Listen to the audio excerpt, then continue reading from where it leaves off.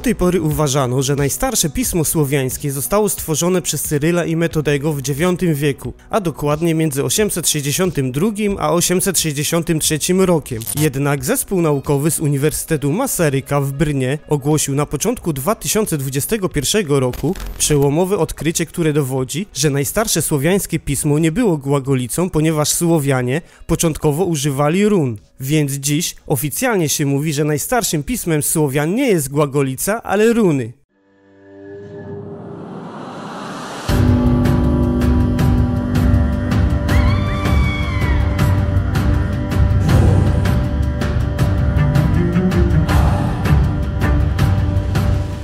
Archeolodzy z Uniwersytetu Masaryka w Brnie pod kierownictwem Jiří Macháčka dokonali odkrycia, które zmieniło historię w podręcznikach. W pobliżu Brzecławia znaleźli dowody na to, że starożytni Słowianie używali pisma runicznego. Archeolodzy wykopali zwierzęce żebro z wyrytym napisem i jest to odkrycie najstarszego dokumentu pisma Słowian.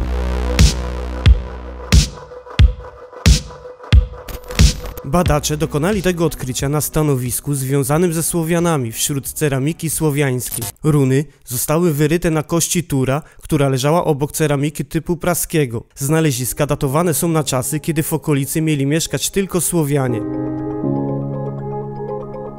Do analizy kości naukowcy wykorzystali najnowsze metody genetyczne i radiowęglowe, a wiek napisu potwierdzono również metodą badań mikroskopii elektronowej. Analizy pokazały, że kość pochodzi ze zwierzęcia, które żyło około 600 roku naszej ery, a inskrypcja na kości jest mniej więcej z tego samego okresu.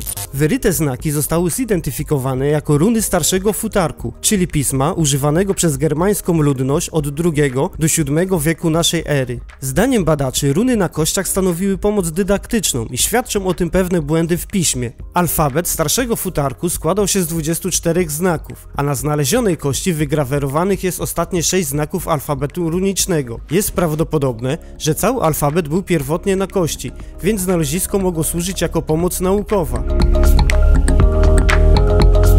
Archeolodzy znaleźli kość już w 2017 roku, ale runy zostały dopiero zauważone dzięki bystrej spostrzegawczości Aleny Slamowej, która rutynowo myła niektóre kości zwierząt wydobyte z wykopalisk we wczesnosłowiańskiej osadzie na południowych Morawach. Podczas wykonywanych prac czeska absolwentka archeologii zauważyła niezwykłe rysy na powierzchni jednego fragmentu. Postanowiła więc to pokazać swoim kolegom. Jej odkrycie zapoczątkowało 3 lata drobiazgowych badań, a badanie przez międzynarodowy zespół naukowców zajęło lata. Naukowcy z Czech, Austrii, Szwajcarii i Australii przeanalizowali odkrycie i stwierdzili, że jest to wielki sukces o znaczeniu europejskim. Chociaż dotychczas uważano, że runami posługiwały się wyłącznie plemiona germańskie, naukowcy zwracają uwagę, że w tym wypadku po raz pierwszy mamy do czynienia z odnalezieniem germańskich run w niegermańskim kontekście. Zdaniem archeologów odkrycie kwestionuje również różnice kulturowe między germańską i słowiańską częścią Europy. I jest to dowód na to, że kultura germańska i słowiańska były w ścisłym kontakcie na początku wczesnego średniowiecza. Jest to także pierwsze tego typu znalezisko, które oznacza, że Słowianie zetknęli się z pismem jeszcze przed Cyrylem i Metodym, ponieważ do tej pory najstarszym słowiańskim pismem była głagolica, sprowadzona przez Konstantyna i Metodego z Bizancjum w IX wieku. Archeolodzy podkreślają, że to przełomowe odkrycie pokazuje, że Słowianie przed wprowadzeniem głagolicy mieli kontakt z runami, których mogli używać nie tylko do pisania, ale na przykład do liczenia lub wróżenia. To najstarszy zapis znaleziony wśród Słowian, który odbił się echem nie tylko w Czechach, ale w całej Europie. Nie wszyscy naukowcy twierdzą też, że Słowianie napisali to bezpośrednio. Według innej hipotezy kość mógł tam zostawić handlarz, podróżnik lub zesłaniec pochodzenia germańskiego.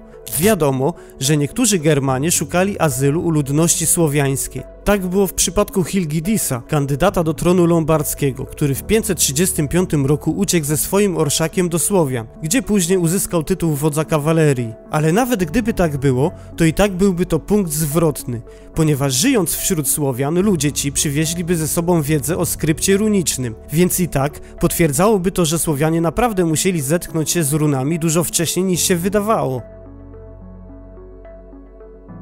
O tym, że Słowianie mogli pisać runami, świadczy relacja zostawiona przez mnicha Hrabra. Mieszkał on na przełomie IX-X wieku w klasztorze w Presławiu w Bułgarii i należał do grona wyznawców Konstantyna i Metodego. W swoim dziele o pismach stwierdził, że Słowianie jako poganie nie mieli własnego pisma, ale liczyli i wróżyli liniami i zadrapaniami. Nikt nie wiedział, co Hrabr miał na myśli. Mówiono, że mogą liczyć znaki lub pomoce wróżbiarskie. Niektórzy badacze myśleli, że mogą mieć na myśli jakieś starsze przedchrześcijańskie pismo i mówiono nawet o runach. Hipoteza, że mogły być to runy, została w przeszłości odrzucona, argumentując, że nie ma na to dowodów, ponieważ u Słowian morawskich nikt nie znalazł wcześniej run ani starszego pisma przedchrześcijańskiego. I teraz okazuje się, że mnich Hrabr mógł mieć rację. Runy z lany są właściwie pierwszym dowodem fizycznym, że Słowianie zetknęli się z tym pismem, ale ponieważ mogli wyryć je głównie na materiale organicznym, zdecydowanie większość z nich nie przetrwała. To absolutnie wyjątkowe odkrycie jest odkryciem najstarszego dokumentu o piśmiennictwie słowiańskim, której do tej pory uważany był za głagolicę. Jest to najstarszy dokument o piśmiennictwie Słowian, który sugeruje, że Słowianie napotkali pismo znacznie wcześniej niż sądzono. Możliwe jest jednak, że inskrypcje runiczne pojawią się w przyszłości również na innych kościach, bo do dziś nikt nie szukał systematycznie run na kościach zwierzęcych i nawet na tej kości znalezionej w Czechach, choć runy są tam wygrawerowane tak precyzyjnie, to na pierwszy rzut oka zwykle tego nie zauważasz. Jeśli nie szukasz tego wprost, to nie masz szans na znalezienie tego. Więc teraz, gdy pojawiło się to pierwsze odkrycie, archeolodzy zaczną zwracać znacznie większą uwagę na kości zwierzęce z tego wczesnego słowiańskiego kontekstu. A może pojawi się ich więcej i dowiemy się, że wiedza o runach była znacznie bardziej powszechna wśród Słowian niż uważają naukowcy.